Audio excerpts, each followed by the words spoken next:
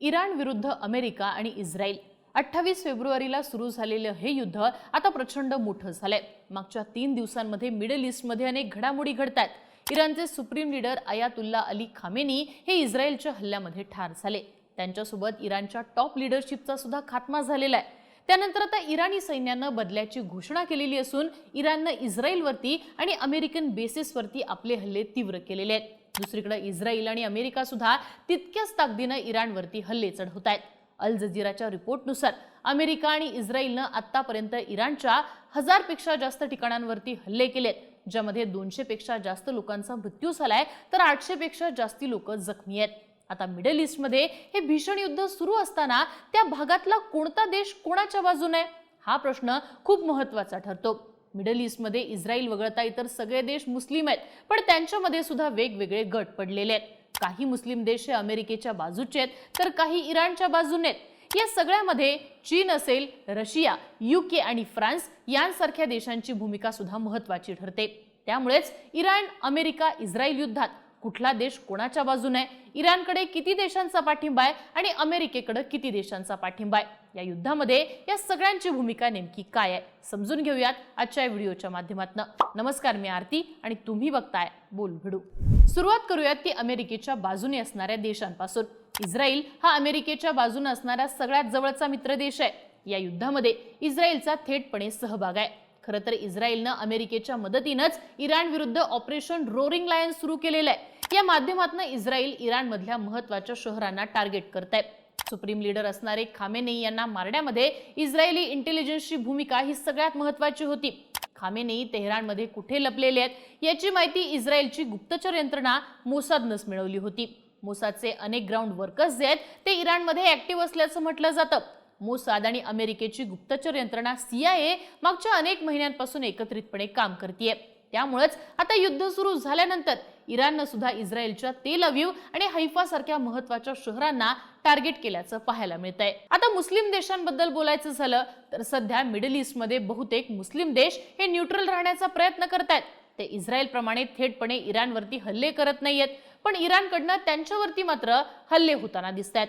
कारण या देशांमध्ये अमेरिकेचे एअर बेसेस आहेत। यामध्ये UAE हा सगळ्यात महत्त्वाचा देश आहे, ज्याच्यावरती इराणनं सगळ्यात जास्त हल्ले केलेले पाहायला मिळतात। इराणनं 1 मार्चला UAE मधल्या दुबई आणि अबुधाबीवरती हल्ले केले। इराणच्या टार्गेटवरती या दोन्ही शहरांचे आंतरराष्ट्रीय विमानतळ आणि बुर्ज खलिफा यांसारख्या महत्त्वाच्या इमारती सुद्धा आहेत। UAE मध्ये अमेरिकेचा अल दाफरा हा एअरबेस आहे। तिथे जवळपास 5000 अमेरिकन सैनिक उपस्थित आहेत। UAEच्या परराष्ट्र मंत्रालयानं अजून तरी इराण विरुद्धच्या हल्ल्यांसाठी या एअरबेसचा वापर करण्याची परवानगी दिलेली नाहीये, पण येणाऱ्या काळात परिस्थिती कदाचित बदललेली आपल्याला दिसू शकते। UAE युद्धातनं बाहेर राहण्याचा प्रयत्न करत असला तरी इराणच्या सततच्या होणाऱ्या हल्ल्यांमुळे तो युद्धामध्ये खेचला जातोय। मागच्या 48 तासांमध्ये इराण आणि UAE मधले संबंध प्रचंड खराब झाल्याचे पाहायला मिळतंय। 1 मार्चला UAEनं इराणमधला आपला दूतावास अधिकृतपणे बंद केलेला आहे। तसंच आपल्या राजदूतांना सुद्धा त्यांनी माघारी बोलवले, पण अजून सुद्धा इराणचे UAE वरचे हल्ले हे थांबलेले नाहीयेत। आता यानंतर सुद्धा जर इराणकडनं UAE वरती हल्ले हे होतच राहिले तर मात्र UAE मोठं पाऊल उचलू शकतो। इराणचे हल्ले रोखण्यासाठी UAE अल दाफरा एअरबेस अमेरिकेला हल्ल्यासाठी वापरायला देऊ शकतो, आणि तसं झालं तर ही घटना या युद्धाच्या दृष्टीनं निर्णायक ठरू शकते। UAE सारखीच अवस्था आहे कतार, बहरीन आणि कुवेत या आखाती देशांची। कतारच्या अल उदेद इथं अमेरिकेचा मिडल ईस्ट मधला सगळ्यात मोठा एअरबेस आहे। बहरीनमध्ये सुद्धा अमेरिकेचा नेव्हल बेस आहे। कुवेतमध्ये सुद्धा अमेरिकेचे 3 बेसेस आहेत। आता यांपैकी कुठलाही देश थेटपणे इराणवरती हल्ला करत नाहीये, त्या देशांकडे तेवढी ताकदच नाहीये, पण या देशांमध्ये अमेरिकेचे एअर बेसेस असल्यामुळे इराण त्यांना टार्गेट करताना दिसतोय। त्यामुळे या देशांना संरक्षणासाठी अमेरिकेची मदत घ्यावी लागतेय। आता पुढच्या काळामध्ये जर हे युद्ध आणखी भडकलं तर हे देश अमेरिकेला हल्ल्यासाठी त्यांचे एअर बेसेस वापरण्याची परवानगी देऊ शकतात।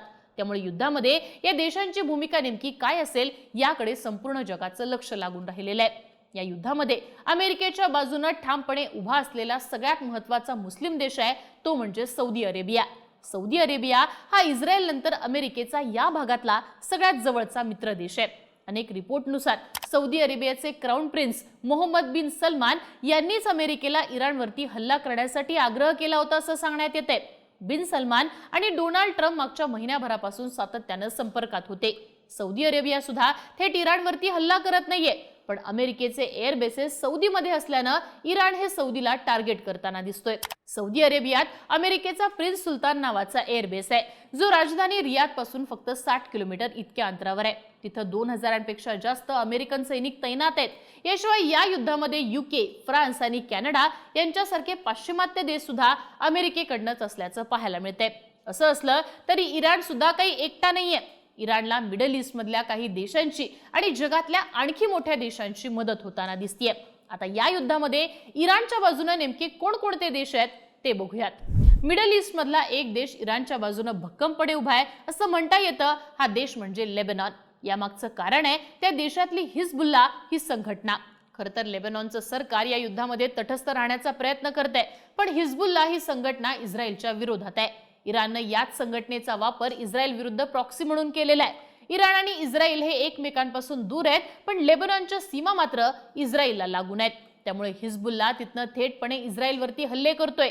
1 मार्चला खामेनेई यांच्या मृत्यूची पुष्टी झाल्यावर हिजबुल्ला ही संघटना इराणच्या बाजूने युद्धात उतरली आहे. 2 मार्चच्या पहाटेपासूनच हिजबुल्लानं इस्रायलच्या उत्तर भागामध्ये हल्ले करायला सुरुवात देखील केली आहे. हिजबुल्लानं हैफा या इस्रायलच्या महत्त्वाच्या शहराला टार्गेट केलेलं आहे. खरं तर 2024च्या युद्धविरामानंतर हे पहिल्यांदाच घडल्याचं पाहायला मिळतंय. इस्रायलनं सुद्धा या विरोधात ऑपरेशन सुरू केलेलं आहे. त्यामुळे आता त्या भागात नव्या संघर्षाला सुरुवात झाल्याचं पाहायला मिळतंय. सौदी अरेबियाच्या शेजारी असलेला यमन हा देश सुद्धा इराणच्या बाजूने आहे असं म्हणता येतं. लेबनॉनमध्ये ज्याप्रमाणे हिजबुल्ला आहे तसंच यमनमध्ये हुथी बंडखोर आहेत. त्यांच्या माध्यमातून इराणनं सौदी अरेबिया विरुद्ध प्रॉक्सी वॉर चालवलेले आहेत. आता खामेनेई यांच्या मृत्यूनंतर हे बंडखोर इराणच्या बाजूने युद्धामध्ये उतरलेले पाहायला मिळतात. हुथी नेते अब्दुल मलिक अल हुथी यांनी त्यांच्या सैन्याला कोणत्याही घडामोडींसाठी तयार राहा असे आदेश दिलेले आहेत. हुथींच्या टार्गेटवर आहे रेड सी मधली आंतरराष्ट्रीय जहाजं तसंच इस्रायल आणि अमेरिकेच्या युद्धनौका. 1 मार्च पासून हुथींनी रेड सी मधले आपले अटॅक तीव्र केल्याच्या बातम्या आहेत. याशिवाय त्यांनी थेटपणे इस्रायलवरती सुद्धा ड्रोन आणि मिसाईलनं अटॅक केलेले आहेत असं बातम्यांमध्ये म्हणण्यात आलेलं आहे. याशिवाय मिडल ईस्ट मधला इराक हा देश सुद्धा सध्या इराणच्या बाजूने असल्याचं पाहायला मिळतंय. इराणप्रमाणेच इराक सुद्धा शिया बहुल देश म्हणून ओळखला जातो. तिथली जवळपास 55 ते 60% लोकसंख्या ही शिया मुस्लिमांची आहे. इराकमध्ये अमेरिकेचे एअर बेसेस आहेत, पण तिथं सुद्धा लेबनॉन प्रमाणे हिजबुल्लाचा प्रभाव आहे. त्यांना इराणचा पाठिंबा आहे. आता तिथं अमेरिकेविरुद्ध त्यांनी युद्ध पुकारलेलं आहे. 1 मार्चला या संघटनेनं इराकची राजधानी बगदादमध्ये असलेल्या अमेरिकन तळांवरती हल्ले केले. तसंच बगदादमधल्या अमेरिकन दूतावासावर सुद्धा हल्ल्याचा प्रयत्न झाला. महत्त्वाचं म्हणजे इराकच्या सरकारनं सुद्धा अमेरिका आणि इस्रायलच्या हल्ल्यांचा निषेध केलेला आहे. पण इराकी सैन्य अजून तरी या युद्धात उतरलेलं नाहीये. पण युद्ध जर आणखी भडकलं तर परिस्थिती बदलण्याची शक्यता ही निर्माण झालेली आहे. जगातल्या अन्य देशांबद्दल बोलायचं झालं तर रशिया आणि चीन सारखे देश इराणच्या बाजूने आहेत. अनेक रिपोर्ट्सनुसार युद्धामध्ये रशिया इराणला रिअल टाइम सॅटेलाइट डेटा पुरवतोय.